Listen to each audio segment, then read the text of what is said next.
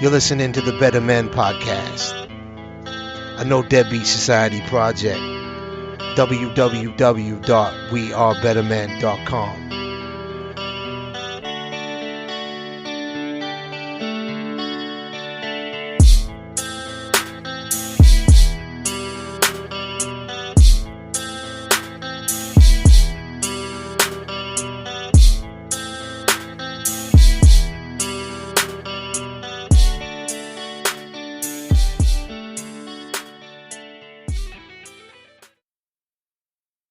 By mistake, it's because I probably had to cough the shit out of my lungs or something. Gotcha, buddy. No All problem. right. Let's get into it, man. Episode 007 of the. I think I'm just gonna do the intro right in our thing here. Makes more sense, and I will have to record twice. There you go. There we go. Yeah, man. Happy Yeah, 2018. 2018 is here. Fuck, it's crazy, man. Dude, time flies. Oh my God. Yeah. Well, when did we started talking about doing this in November? Was our first one November? Ooh, let me see. I can tell you right now. I want to say it was November. I'm pretty sure it was November. Yeah. Let's see here. I got the website right here, always on standby here. There you go. Showing this bad boy off to everybody. Let's see here.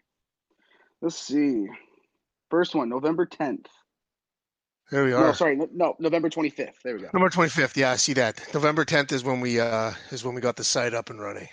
Yep, November 25th was episode 1. Crazy. Now it's January 2018, so it's been just over a month and a bit. That's crazy, man. So how were your holidays? How was the break there? The news is saying that the East Coast is storming again. Yeah, man. The holidays were good. I mean, good Christmas, good New Year's. And then, Mother Nature decided to drop a snow bomb on basically from where I'm at all the way east. Yeah, man, it's been rough. We've gotten a total of about 4 feet of snow in the last week. Temperatures reaching like -20, -25, and then actually colder up north though. Like there's spots in New York, up in the mountains that were reaching almost -100. Holy. Yeah. Oh yeah. Holy shit. That's on the West Coast we got West Coast of Canada, we got nothing still. I got rain. Rain. We had some snow right around Christmas, but after that it was easy peasy going for us.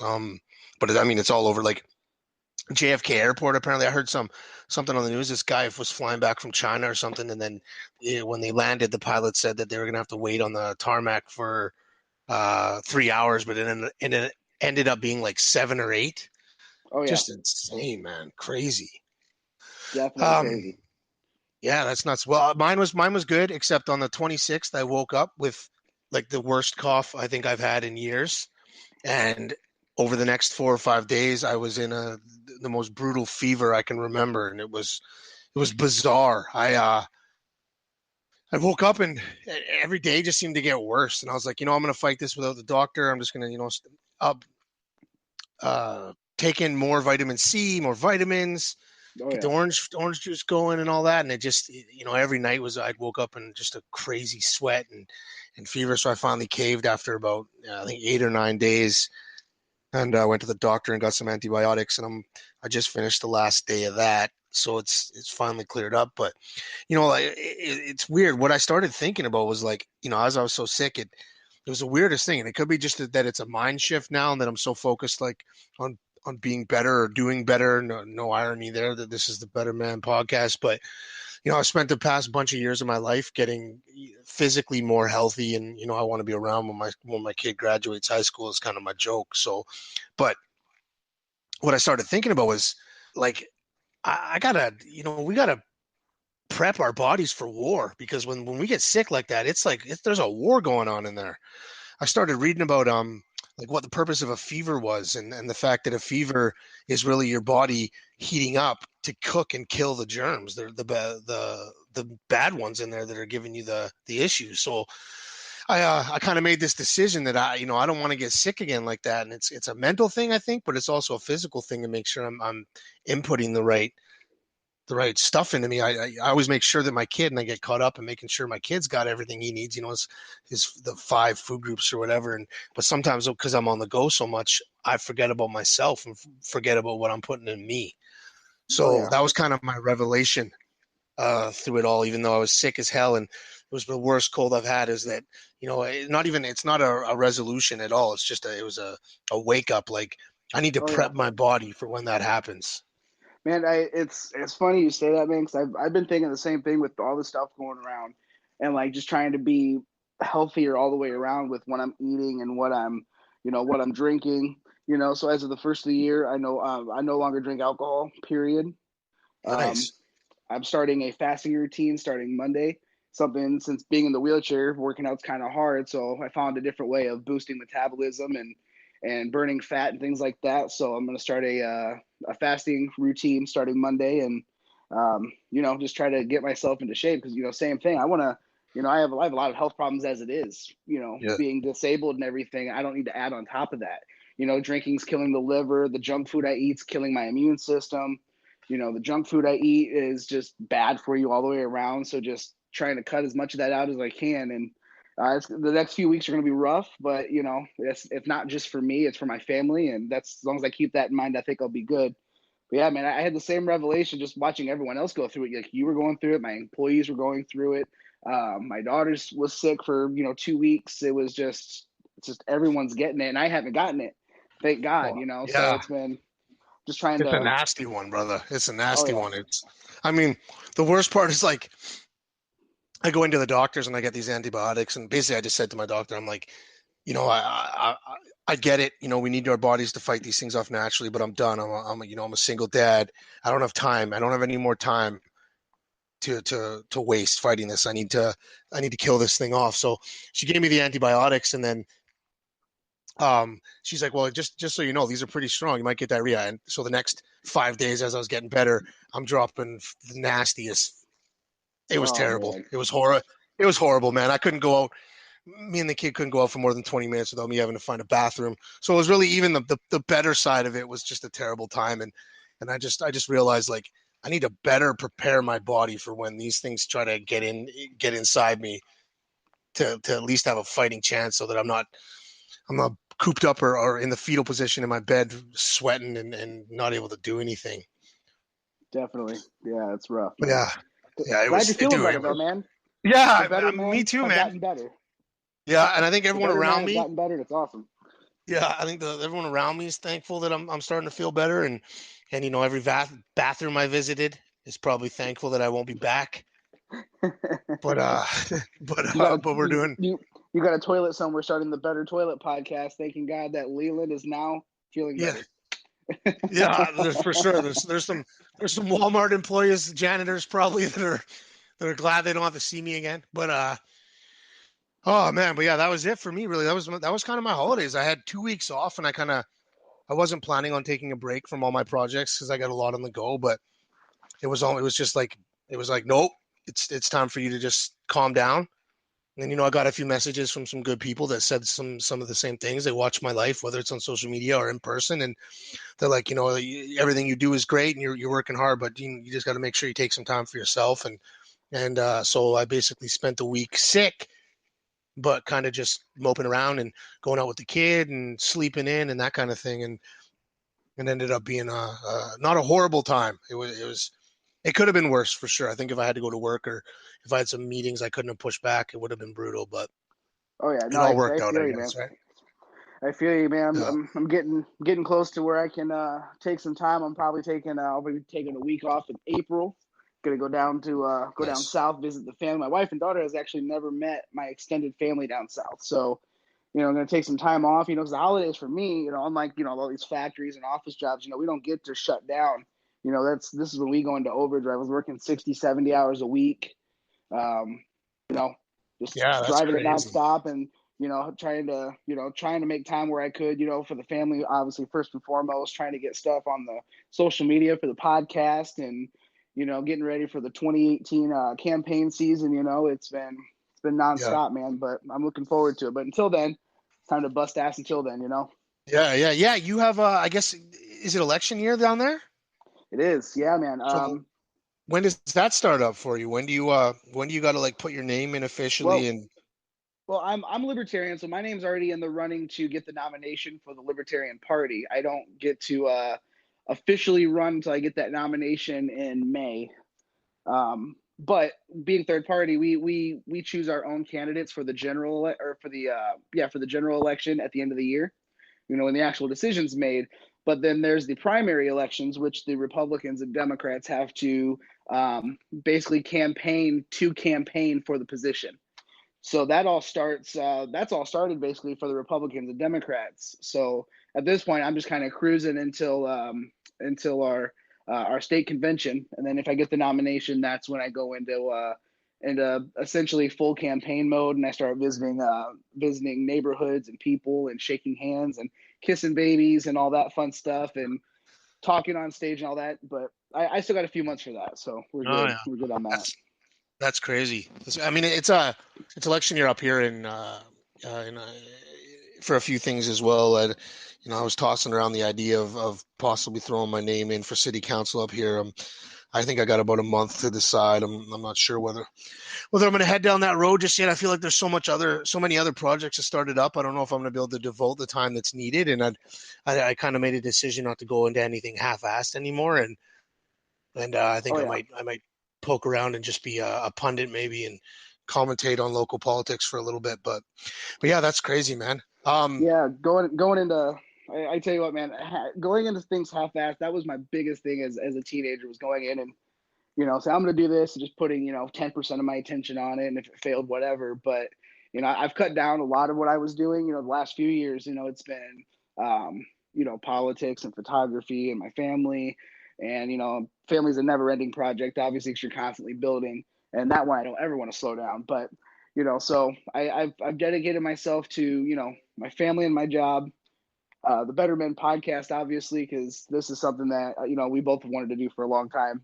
Yeah, and then politics, man, because the U.S. is just in such a shitstorm. It's we need less politicians to take over these offices, and that's what doing for myself and finding other people to run for office in my local town. And um, it's yeah. gonna get serious pretty quick, man. I look forward to it though, man. Getting up on stage or on TV and telling people you don't got to choose the lesser two evils. There's a third option. Yeah. That's what we're I aiming think towards.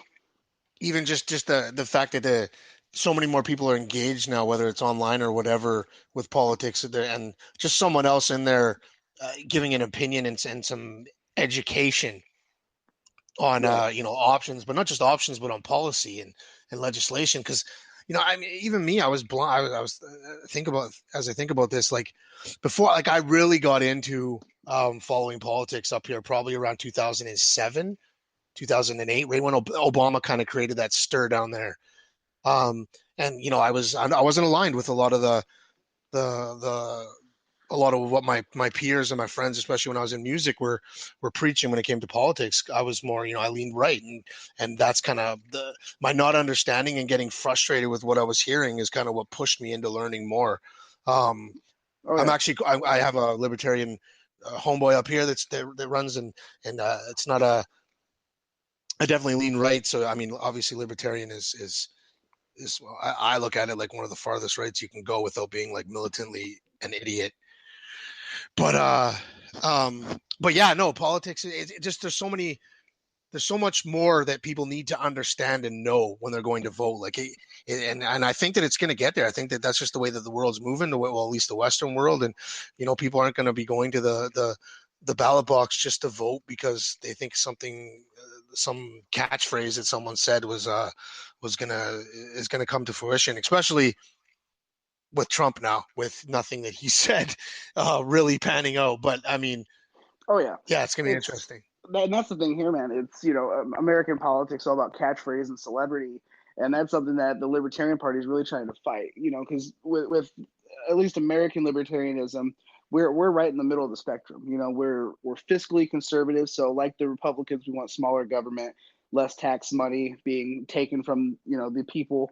Live your life how you want to live it.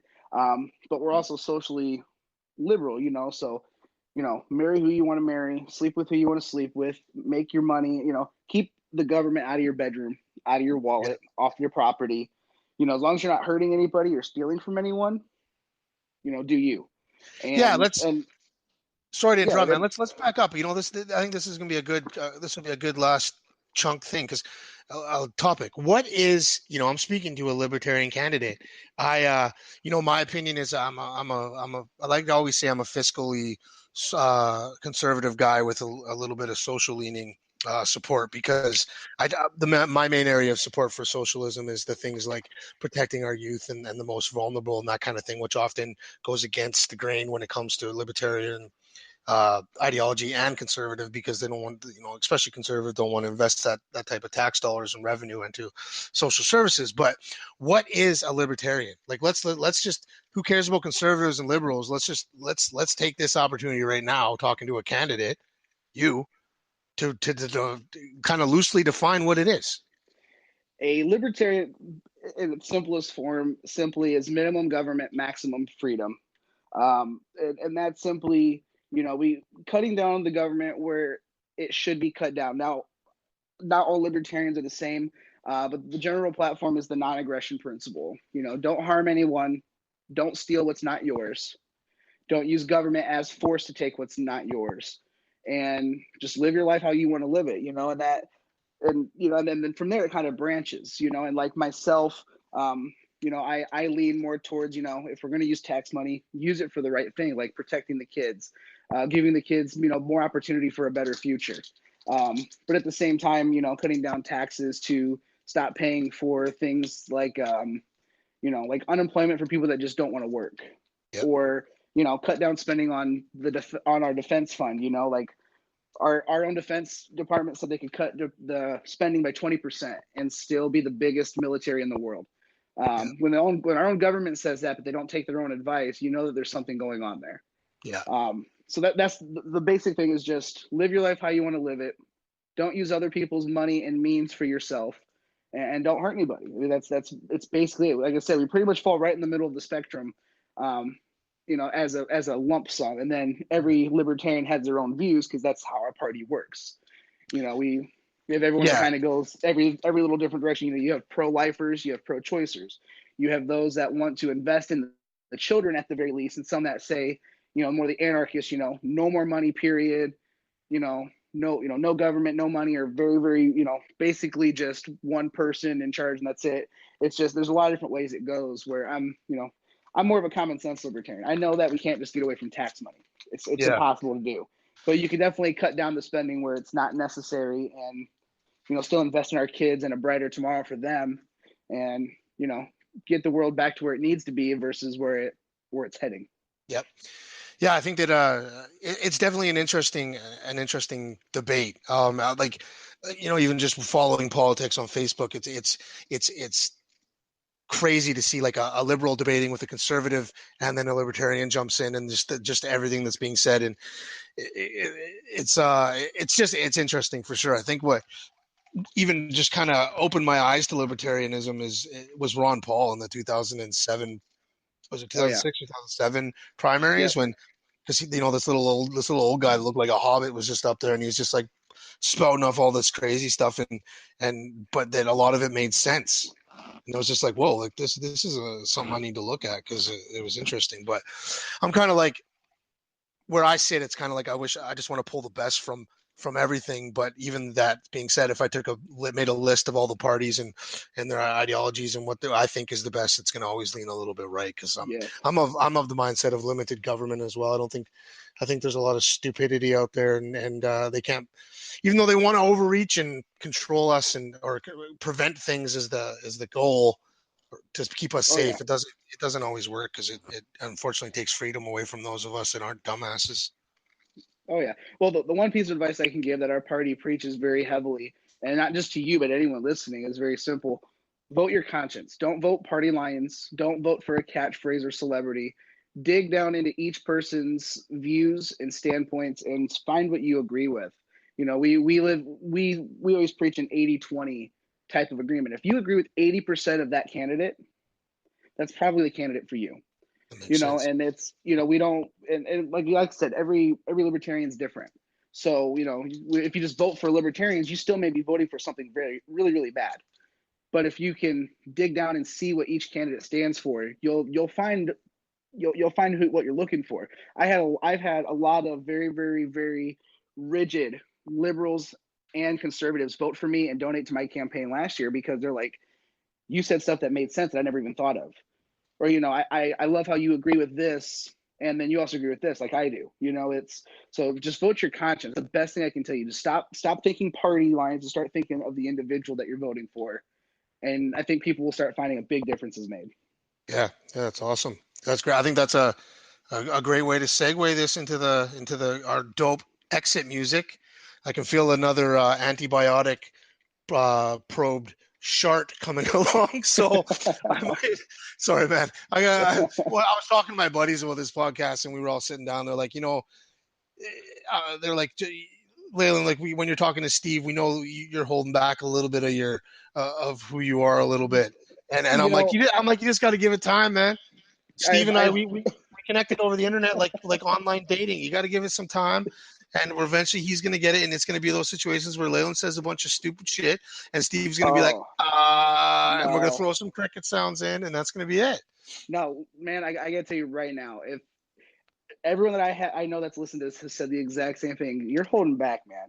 Like the stuff I say in front of like my bosses and everything, if I even held back some of that, I'd probably be a little farther in my career. Trust me, anyone that knows me personally knows that the stuff that comes out of my face is just the stupidest, craziest things ever. So we'll get there. We're a new couple. We just met online. We're doing our courting, and once we get to know each other, then we can diddle each other and try to figure out what's going on. Yeah, exactly, man. We're in the beginning stages of this bromance, and we're still trying to impress each other. So it's got to just we didn't find each other on Grindr. We found each other on Match.com. So we're not just here to pound it and quit it. We got to get to know each other a little bit. That's exactly it. There we go. And we're going to end this one on that. We didn't find each other on Grindr. We're not here to pound it and quit it. There you go, man. Happy Friday. Yeah. All right. Talk to you soon, man. All right, buddy. Bye.